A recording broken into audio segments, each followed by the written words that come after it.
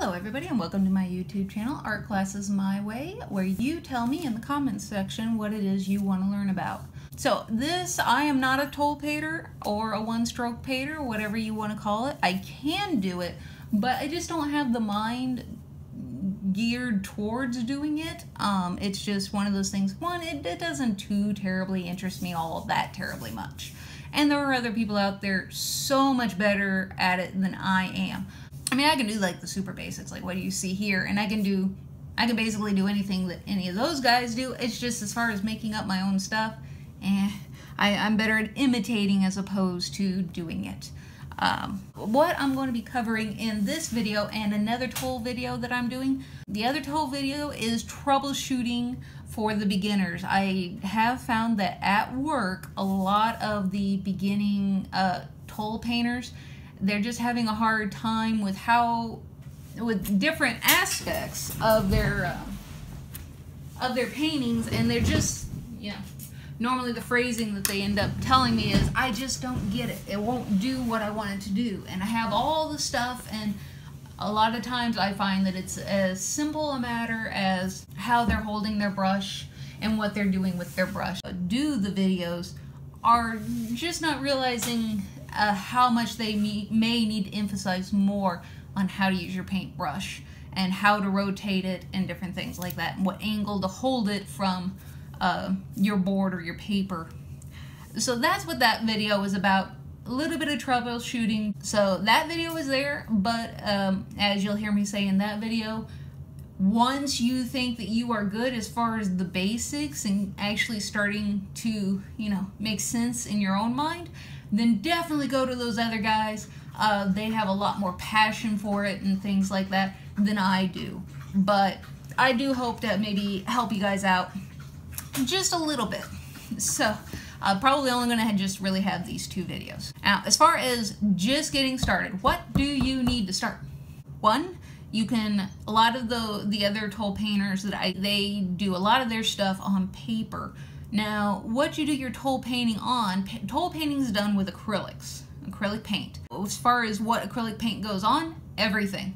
So, what can you do Tole painting on? Everything. Well, that's done, isn't it? You can do paper.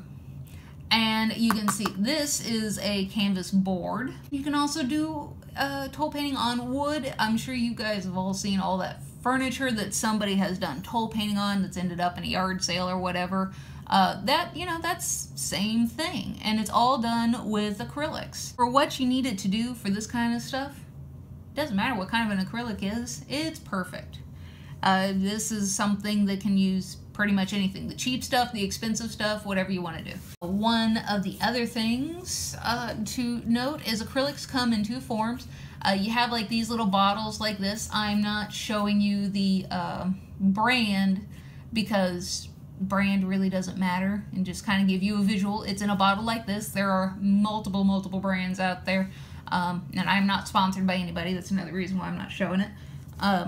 But acrylics come in a bottle like this. Acrylics can come in a tube like this guy here, and sometimes they'll come in like great big jugs, like a quart-sized milk that you see.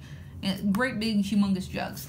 Now, when you get to the paint that comes in different kinds of jugs and whatnot, then maybe kind of keep an eye out for whether or not if it is actually acrylic paint versus tempera paint.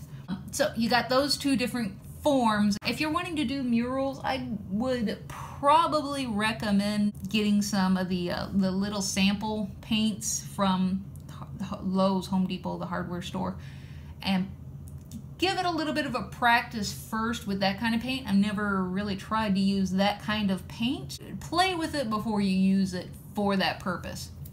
But as far as putting paint on the wall goes, this guy works just as well.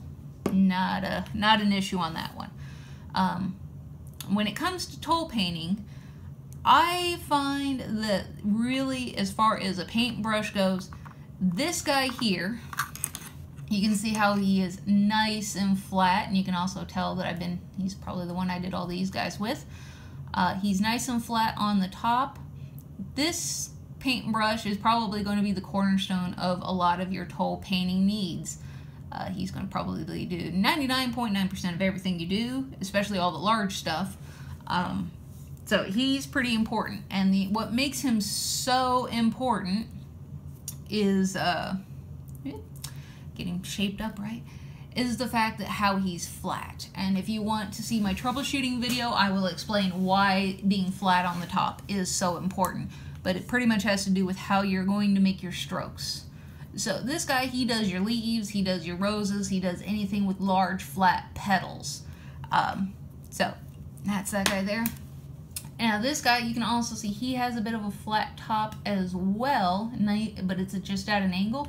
He does a lot of the same stuff as this guy does, although he might make your little swoops a little bit easier to do. There's a lady out there, her first name is April. She does a lot of Tole painting on YouTube. She would probably be the one that knows what you use this for. She does a lot more of it than I do. I just know that this is one that you do use, and it is something to add to your arsenal. Now you do have the fan brush, and I see a lot of people using this for clouds, and also wisteria. They kind of cheat wisteria a little bit and not doing the individual flowers themselves. A lot of people use this guy here. And, you know, fan brushes can come in many sizes. There's also a fan brush out there that's called a butterfly, where basically if you took a butterfly, like a little kid's butterfly, and, you know, had his wings pointed upwards like he landed on a flower, that is how this guy will be shaped along the top.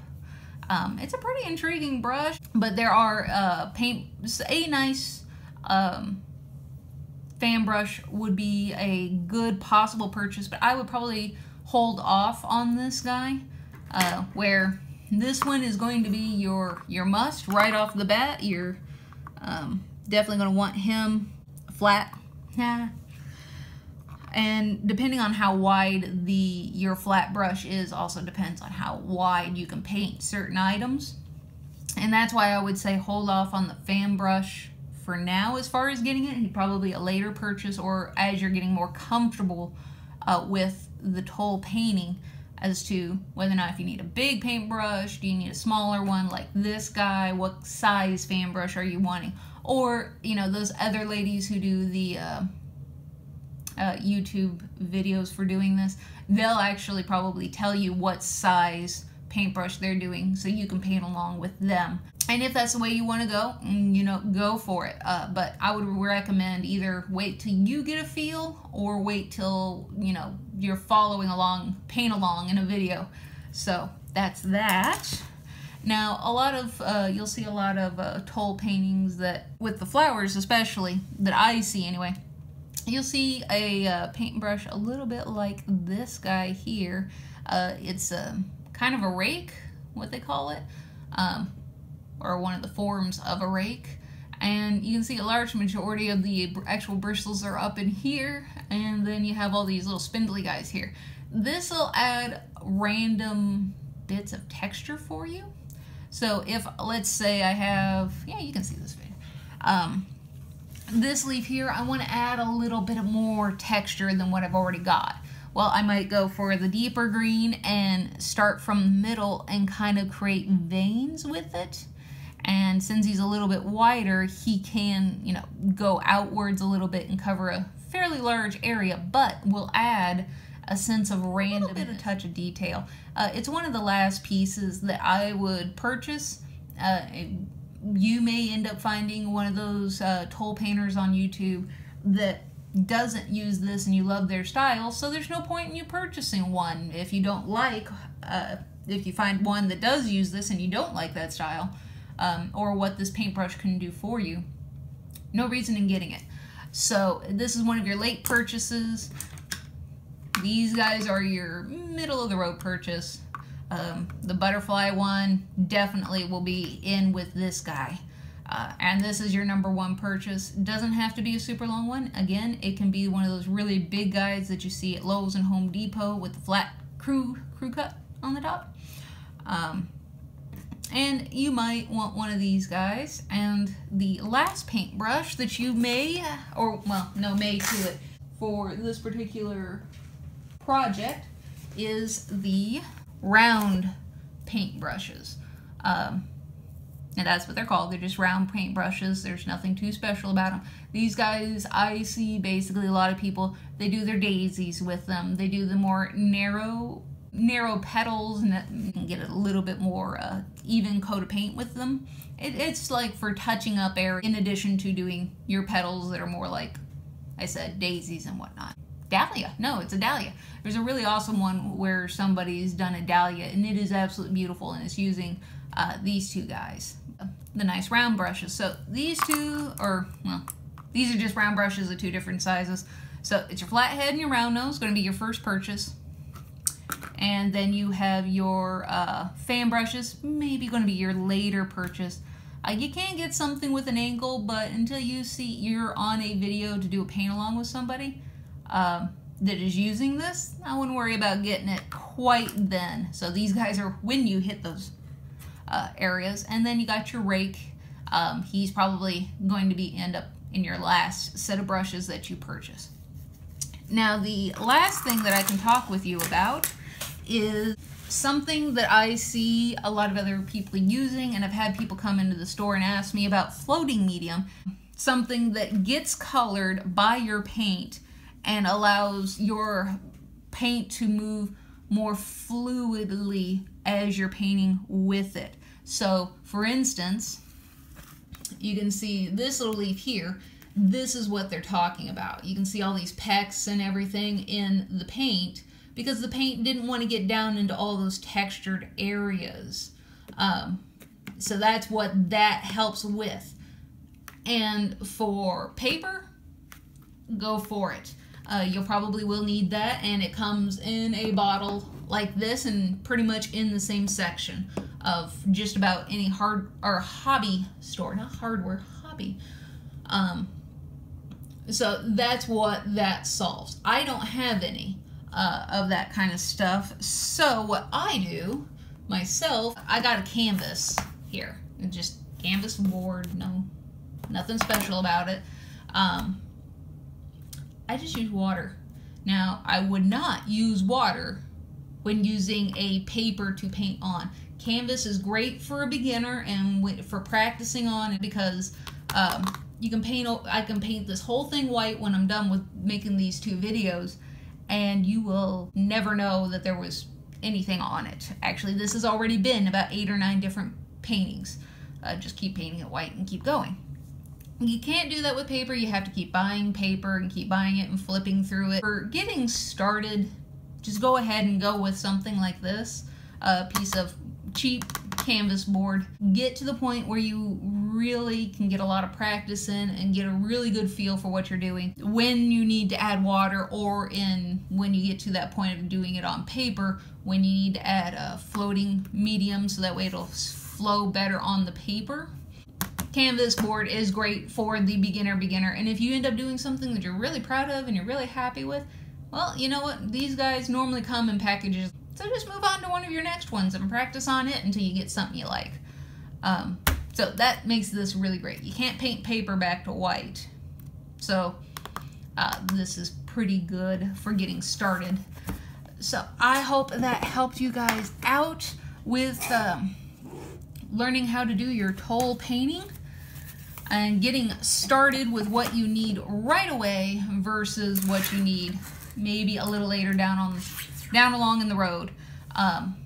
Please like, subscribe. It really helps me out. And also, you can also support my channel by going to Etsy.